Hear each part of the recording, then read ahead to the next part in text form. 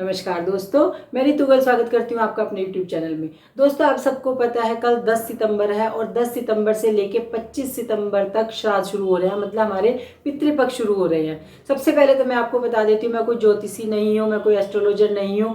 अगर मैं आपको कुछ बात बता रही हूँ तो सिर्फ अपना जो एक्सपीरियंस है, मेरा जो अनुभव है, मैं वो आपके साथ शेयर कर रही हूँ। अगर आपको अच्छा लगता है तो बहुत आप भी उनको कर सकते हैं, अगर आपको अच्छा नहीं लगता है तो आप बिल्कुल भी किसी भी चीज़ को मत करिए। ठीक है, तो जो श्राद्ध पक्ष होते हैं, पितृपक्ष होते हैं, उसको मनाने का हर घर में एक अपना एक ट्रेडिशनल तरीका होता है। जैसे हमारे यहाँ पर होता है कि पंडित जी आते हैं, जिस दिन श्राद्ध होता है पंडित जी आते हैं, उनको खाना खिलाया जाता है, फिर उनको दक्षिणा और फ्रूट वगैरह देके विदा किया जाता है ना। और श्राद्ध पक्ष में 4 लोगों का खाना हमेशा निकलता है। 4 लोग कौन कौन होते हैं? एक तो पंडित जी होते हैं, गाय की रोटी निकलती है, कुत्ते की रोटी निकलती है और पक्षियों की रोटी निकलती है, कौवे की रोटी निकलती है। तो ये 4 जनों की रोटी हमेशा निकलती है। ठीक है, तो आपको ये काम तो आपको करने ही करने हैं। जो आपका ट्रेडिशनल चलता आ रहा है वो आपको नहीं छोड़ना है, वो आपको करना ही करना है। उसके साथ साथ कुछ ऐसी छोटी छोटी चीज़ें हैं जिनको हम करते हैं तो वो हमारे लिए अच्छा ही फल देते हैं। कई बार क्या होता है कि हमारे घर में बरकत नहीं होती है, कि हम जितना कमाते हैं उससे ज़्यादा हमारा खर्चा हो जाता है। और कई बार क्या होता है, बेवजह की लड़ाई झगड़े हो जाते हैं। कभी कभी क्या छोटी मोटी ऐसी अड़चनें आती है कि जिसका हमें समझ ही नहीं आता है कि वो क्या रहा है। तो उन चीज़ों के लिए ये जो 15-16 दिन होते हैं एक्चुअली श्राद्ध के, पूर्णिमा से लेकर अमावस तक, इन 16 दिनों में हमें छोटे छोटे कुछ उपाय करने चाहिए। मतलब मुझे तो ऐसा लगता है इनके फायदे ही होते हैं लगे, लेकिन अगर आपको लगता है इनसे कुछ नहीं होता है तो आपको करने में नुकसान भी क्या है, नुकसान बुरा क्या है? तो इसीलिए कर लेने चाहिए। छोटी छोटी बातें हैं, उनसे कोई फर्क नहीं पड़ता है। तो जैसे मैंने आपको बताया कि 4 लोगों का खाना निकलता है, तो ऐसे आपको निकालना है। कई बार क्या होता है कि लेडीज को पीरियड्स आ जाते हैं, तो उनको तो मतलब पंडितों के लिए या फिर गाय की रोटी नहीं बनानी, उनको तो काम नहीं करना है। तो ऐसे टाइम पे क्या करें, तो घर में ही जेंट्स लोग होते हैं तो वो क्या करें, जैसे जिस दिन आपके घर में श्राद्ध है तो आप सूखा आटा, गुड़, फ्रूट, चावल, चीनी, दूध, मतलब कुछ जो खाने पीने की चीज़ें होती हैं, फ्रूट रख के और दक्षिणा रख के आप मंदिर में पंडित जी को दे के आ सकते हैं और उनसे संकल्प करवा लीजिए जिसका भी आपके घर में उस दिन श्राद्ध है। और गाय की रोटी की जगह आप करें 2 गुड़ की डली। गुड़ को हमेशा अपने घर में रखिए, खासतौर पे इस टाइम पे रोज गुड़ की 2 डली गाय को आपको खिलानी है। तो वो भी उसका उतना ही पुण्य मिलेगा जितना कि आप जो गाय की रोटी निकाल कर उसको खिला रहे थे, उतना ही पुण्य उसका मिलेगा।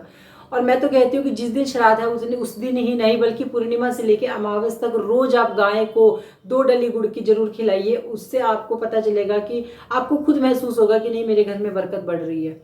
ठीक है, उसी के साथ साथ हमें श्राद्ध के टाइम पे खासतौर पे, वैसे तो ये छोटे छोटे काम होते हैं हमें रोज ही कर लेने चाहिए, है ना, लेकिन चलो रोज नहीं कोई भी इंसान कर सकता है, कभी कभार तो हम कर ही सकते हैं। तो श्राद्ध के टाइम पे खासतौर पे मछलियों को दाना खिलाना बहुत अच्छा होता है। जो आपके आसपास तालाब है, कोई सरोवर है जहाँ पर मछलियाँ हैं, आप क्या करें, आटा गूंद लीजिए, चीनी मिला के, मीठा मिला के आटा गूंद के उसकी छोटी छोटी गोलियां बनाइए, उनको मछलियों को खिला के आइए। कहा जाता है कि जब हम मछलियों को दाना खिलाते हैं या फिर आटा खिलाते हैं, आटे की मीठी गोलियां खिलाते हैं, तो वो हमारे घर की मुसीबतें भी खा जाती हैं। तो इसीलिए मछलियों को आटा की गोलियां खिलाना बहुत अच्छा होता है, वो शुभ होता है। इसमें भी कोई बुरा बात नहीं है, कोई नुकसान नहीं है, बल्कि आपको फायदा ही है। आप इस तरीके से सोच लीजिए कि चलो मैंने एक जीव का पेट भर दिया। ठीक है, तो आप ये सोच के भी कर सकते हैं।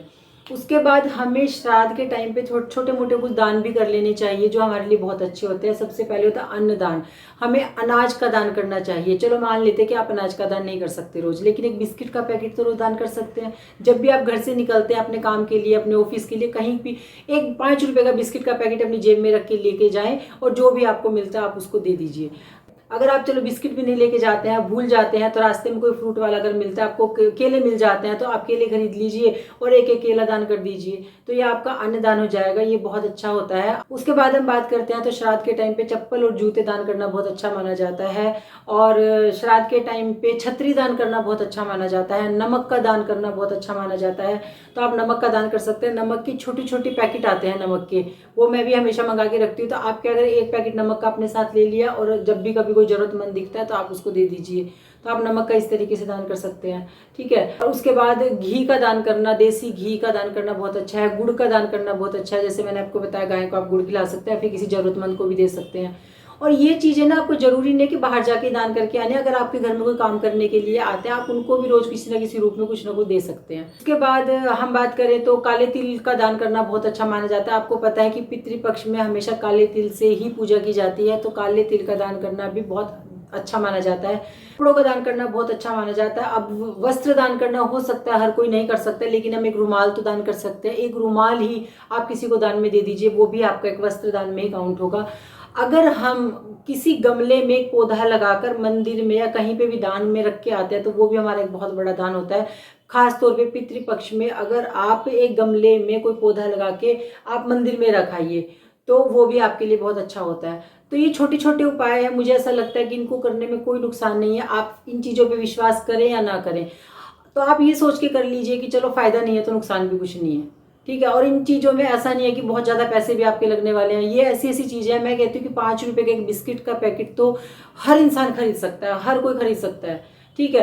तो अगर आपको 5 रुपये का बिस्किट मिल जाता है, कोई ब्रेड मिल जाते हैं, कोई रस मिल जाता है, मतलब कुछ भी खाने पीने का कोई भी सामान अगर आप रोज़ दान कर सकते हैं तो बहुत ही अच्छा होता है। जरूरी नहीं है कि जिस दिन हमारे यहाँ पे श्राद्ध है उसी दिन हमें करना है, हमें 16 के 16 दिन कुछ ना कुछ जरूर दान करना चाहिए, ठीक है। तो बस ये मेरी अपनी एक जानकारी थी, मेरी नॉलेज थी, जितना मैं करती हूँ वो मैंने आपको बताया, मैंने वो चीज़ शेयर की है।